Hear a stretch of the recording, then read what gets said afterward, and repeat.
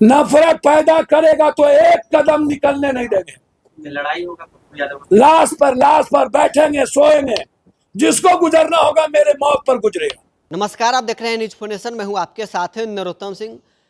केंद्रीय मंत्री गिरिराज सिंह हिंदू स्वाभिमान यात्रा पर हैं। उनकी यात्रा पर बिहार में सियासत भी खूब हो रही है। जहां जनता दल यूनाइटेड भी उनकी यात्रा से अपने को किनारा कर लिया है, तो वो पूर्णिया से सांसद पप्पू यादव ने गिरिराज सिंह की यात्रा पर हमला बोला है।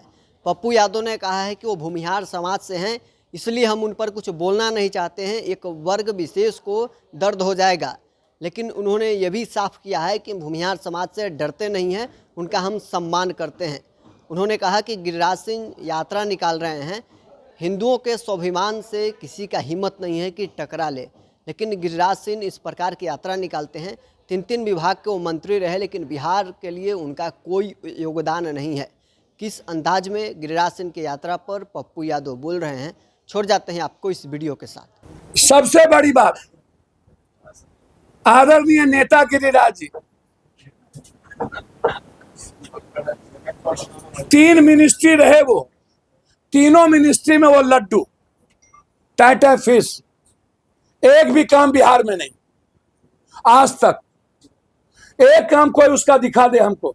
मैं गिरिराज बाबू पर इसलिए नहीं बोलना पसंद करता हूं कि वो भूमिहार समाज से है, पेट में दर्द हो जाएगा एक बार को, इसीलिए मैं नहीं बोलता हूं।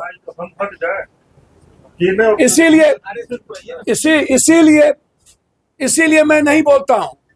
गिरिराज दादा यदि दूसरे जात से होते, हम लोग के जात से, तब मैं उन्हें बताता दुनिया क्या है। आप डरते हैं क्या उस समाज से? भैया उस समाज की इज्जत करते हैं, और जात की और समाज की इज्जत करनी चाहिए किसी भी कीमत पर। पप्पू यादव को भगवान से डर ही नहीं है, खुदा से तो और किससे डर होगा। कहा कि मेरे समाज के होते तो बता दो। मैंने कहा मेरे समाज का यदि इस तरह का नफरत पैदा करता तो हम तब बताते कि नहीं करने देते। लेकिन यदि अभी जो त्रिशूल लेकर के दंगा फैलाने का ठेका लिए हुए हैं, और जो कहते हैं, मैं गिरिराज दादा को एक नसीहत नहीं दूंगा, आग्रह करूंगा।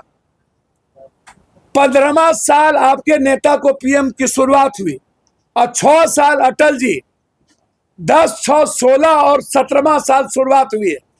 आप कहते हैं कि मंदिर में मांस फेंक दिया, और पाकिस्तान में हिंदू की लड़की को उठा लेता है मंडप से। अरे जब इजराइल हमास को बर्बाद कर सकता है, तो आपके गांव में चट्टा क्यों नहीं है? आपको ताकत क्यों नहीं है पाकिस्तान को मिटाने की? आपको औकात क्यों नहीं है?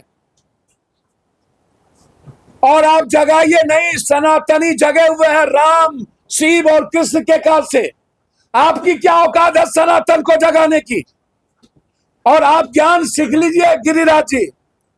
अब मुसलमान 18 करोड़ है मात, और हिंदू इस हिंदुस्तान में 122 करोड़ है। जब हिंदू 200 करोड़ होगा तो मुसलमान 20 करोड़ होगा। नहीं है औकात किसी की सनातन विचारों को चैलेंज करने की। आप सिखाते हैं, आप सिखाइएगा हिंदुस्तान के सनातन को। आपकी क्या औकात है? याद करिए, जिस वक्त 40 करोड़ की आबादी थी, मुसलमान कितना था और हिंदू सनातन कितना था? आप पप्पू यादव को जगाइएगा, और जगाने के लिए आप जाइएगा मुसलमान के घर में, आप वहां जगाने जाइएगा। अरे जाइए ना, पाकिस्तान को मिटाइए ना। औकात है तो दाऊद इब्राहिम को लाके फांसी दीजिए ना, क्यों चट्टा नहीं है? बहराइच में भी दंगा हो गया है, वहां भी माहौल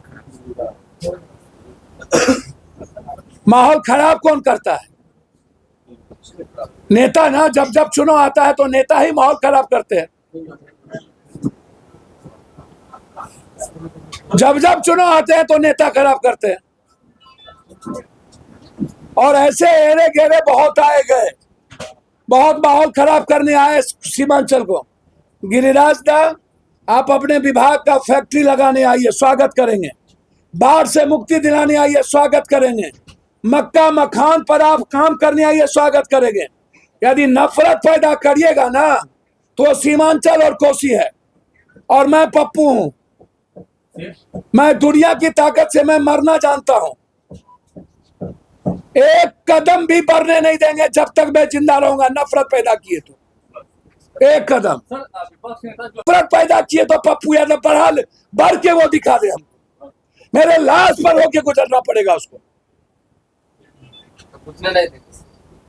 नफरत पैदा करेगा तो एक कदम निकलने नहीं देंगे। लड़ाई होगा पप्पू यादव, लाश पर बैठेंगे, सोएंगे।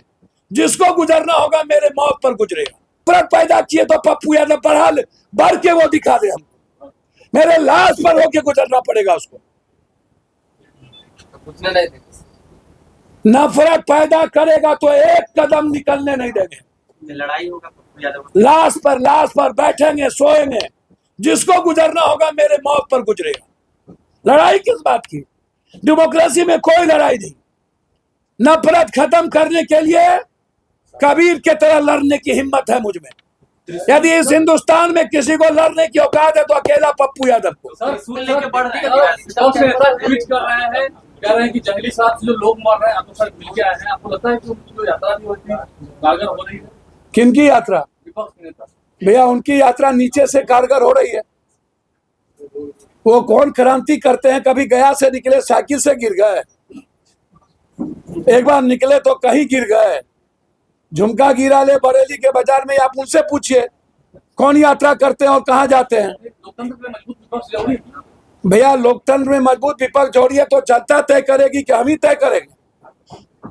जनता जैसा खाइएगा, रोपिएगा बबूल, खाइएगा खजूर। मैं इतना जानता हूं, किसी जाति को गाली देने हम की इजाजत किसी को नहीं देंगे। किसी जाति के खिलाफ बोलने की इजाजत किसी को नहीं देंगे। किसी धर्म और मजहब के खिलाफ नफरत पैदा करने की इजाजत कोसी सीमांचल में हम किसी को नहीं। आपने पप्पू यादव जी, आपने लॉरेंस बिश्नोई को नहीं, ये सब बात मैंने पहले मना कर दिया था, बात नहीं पूछेंगे। अब ज्यादा तेज मत बनिए। मैंने आपको पहले आते कह दिया था इस सब का सवाल नहीं होगा। मतलब गिरिराज सिंह अब कोसी मैंने सीधा कह दिया था, आप तेज मत बनिए। पप्पू जी, गिरिराज सिंह कोसी सीमांचल में यात्रा नहीं करेंगे।